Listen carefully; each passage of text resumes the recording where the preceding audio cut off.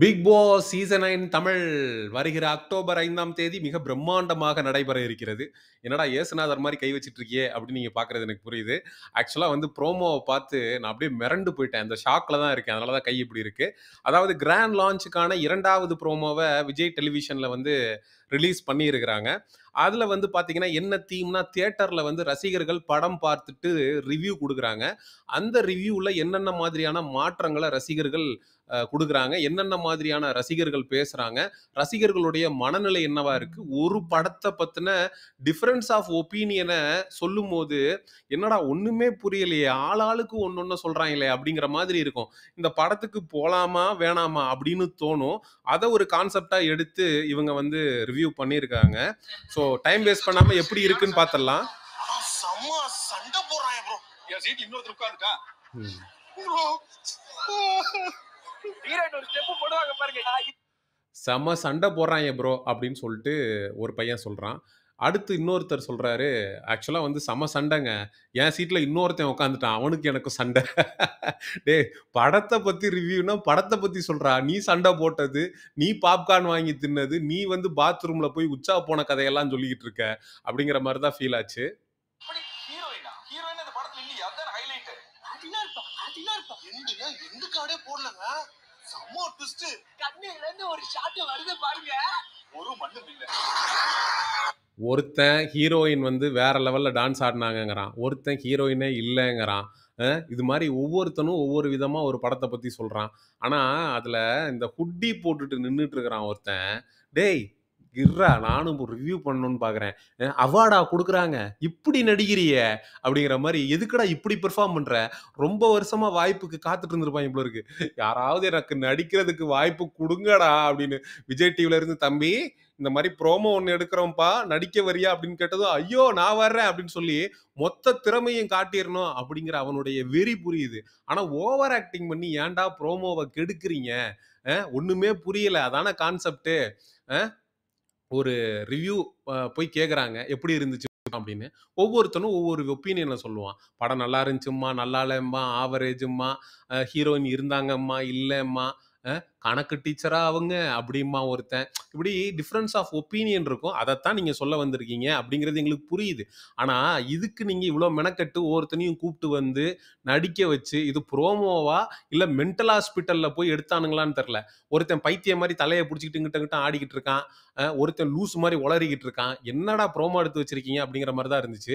இதை நீங்க காசு கொடுத்து மெனக்கட்டு ஆட்களை கூட்டு வந்து நடிக்க விட்டதுக்கு பதிலா விஜய் ரசிகர்கள் எவனையாவது 4 பேரை கூட்டிட்டு வந்து நடிக்க விட்டுருந்தீங்கன்னா தத்ரூபமா நடிச்சிருப்பாங்க.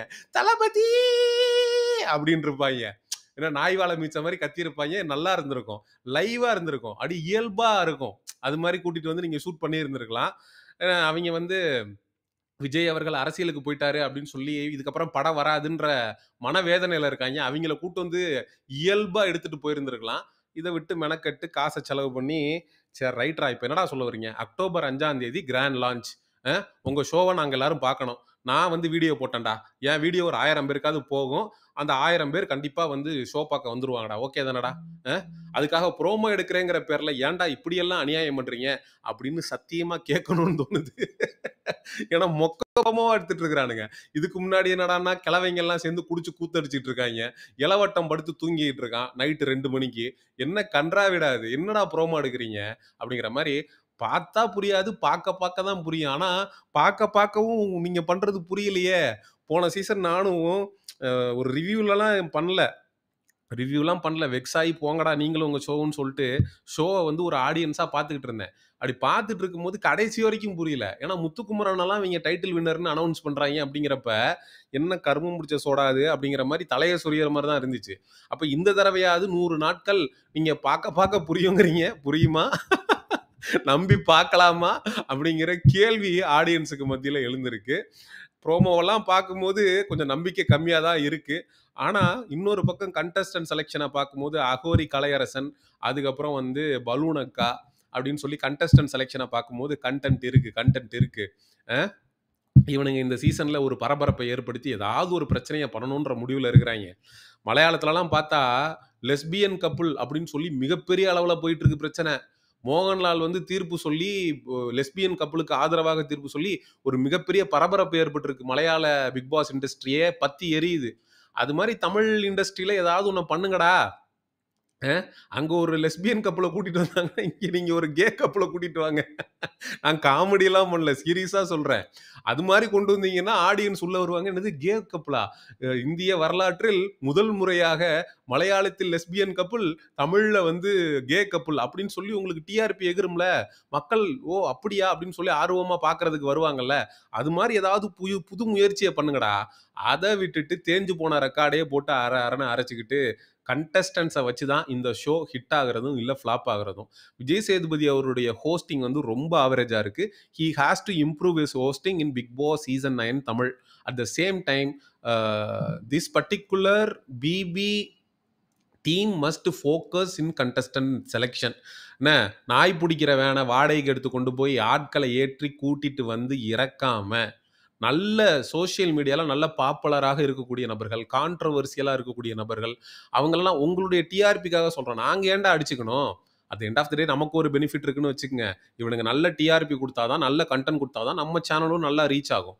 அதே மாரி ஆடியன்ஸ் உடைய பெர்செப்ஷன்ல நல்ல கண்டஸ்டன்ட்ஸ், நல்ல டாஸ்க்ஸு, நல்ல ஆர்கியூமெண்ட்ஸு, அது மாரி வந்து ரொம்ப சேஃபா கேம் ஆடாம, நல்லா இறங்கி கேம் ஆடக்கூடிய நல்ல ஆட்கள், அது மாதிரியான விஷயங்கள் நடக்கும்போது நல்லா இருக்கும். பியூட்டிஃபுல்லா இருக்கும். பிக் பாஸ் சீசன் 7 தமிழ்லலாம் ஏகப்பட்ட மாற்று கருத்துக்கள் இருந்தாலும், வேற லெவல்ல இருந்துச்சு. ஃபர்ஸ்ட் ஹாஃப்ல வந்து பிரதீப் ஆண்டனி பின்னி படல் எடுத்தான் அப்டின்னா, அந்த பிக் பாஸ் சீசன் 7 உடைய செகண்ட் ஹாஃப்ல அர்ச்சனா விட்டு லெஃப்ட், ரைட் வாங்குனாங்க. மாயாவும், பூர்ணிமாவும் வில்லி கேரக்டர் பண்ண, அர்ச்சனா ஹீரோயின் கேரக்டர் பண்ண, பிரதீப் வந்து ஹீரோ கேரக்டர் பண்ண, கமலஹாசன் அவர்கள் டோட்டலா கமலஹாசனுடைய பிக் பாஸ் கரியரே க்ளோஸ். ஒரே ஒரு ரெட் கார்டு தான். டோட்டல் கமலஹாசனுடைய பிக் பாஸ் கரியரே க்ளோஸ்ன்ற மாரி, அது மாரி அதுக்காக விஜய் சேதுபதியுடைய கரியரை க்ளோஸ் பண்றதுக்கு ஏதாவது ஐடியா கிடியா குடுக்குறியாடா நீ அப்படின்னு நினைச்சிடாதீங்க. விஜய் சேதுபதி அவர்களாவது தொடரணும். ஏன்னா இவரும் போயிட்டாருன்னா அடுத்து யாரு வருவான்னு தெரியாது. அம்போன்னு விட்டுருவாங்க. பிக் பாஸ் ஷோ வந்து தூக்கி குப்பையில போட்டு போக வேண்டியதா விஜய் சேதுபதியும் போயிட்டாருன்னா. அதுக்கப்புறம் யாரை கூட்டிட்டு வர்றது? கோபிநாத் எல்லாம் வரமாட்டாரு. ஏன்னா நீயா நானாலே மிகப்பெரிய அளவுல சர்ச்சை போயிட்டு இருக்கு. இதுல பிக் பாஸ் வந்து கான்ட்ரோவர்சிக்காகவே ஒரு ஷோ நடத்துறாங்க. அங்கெல்லாம் வந்து யாரும் தலைய குடுக்க மாட்டாங்க. அதனால நெறைய விஷயத்துல வந்து இம்ப்ரூவ்மெண்ட்ஸ் அப்படிங்கிறது தேவை. நீங்க இந்த மாதிரி புரோமோஸ பார்க்கும்போது மக்கள் ஏமாந்துருவாங்களோ அப்படிங்கிற பதட்டமும், பயமும் நம்மளை தொற்றிக்கொள்கிறது. This is a beautiful show and Bigg Boss audience வந்து ரொம்ப ரொம்ப லைவான, ரொம்ப ரொம்ப எனர்ஜெட்டிக்கான ஆடியன்ஸ். ஏன்னா 100 நாட்கள் கன்டினியூஸா 24/7ல உட்காந்து ஒரு ஷோ பார்க்கறது அப்படின்றது இட்ஸ் நாட் தட் ஈஸி. அந்த அளவுக்கு கமிட்மெண்ட்டோட இருக்கக்கூடிய ஆடியன்ஸுக்கு ஒரு ப்ராப்பரான கன்டென்ட்ட டெலிவர் பண்ண வேண்டியது பிக் பாஸ் டீமுனுடைய கடமை அப்படின்னு சொல்லி இந்த ஒரு வீடியோவை நான் எண்ட் பண்ணிக்கிறேன். அண்ட் நம்ம வந்து பிக் பாஸ் ரிவ்யூ வந்து இந்த சீசன் வேற லெவல்ல பண்ண போறோம். ஸோ எல்லாருக்கும் கொண்டு போய் சேருங்க. Maximum likes, maximum subscription and maximum shares அது வந்து கண்டிப்பாக வேண்டும் அப்படிங்கிறத உங்ககிட்ட நான் ஒரு ரெக்வஸ்ட்டாக வச்சுக்கிறேன். So see you in the next video. Until then, signing off. உங்கள் செய்யோன். See you. Bye bye.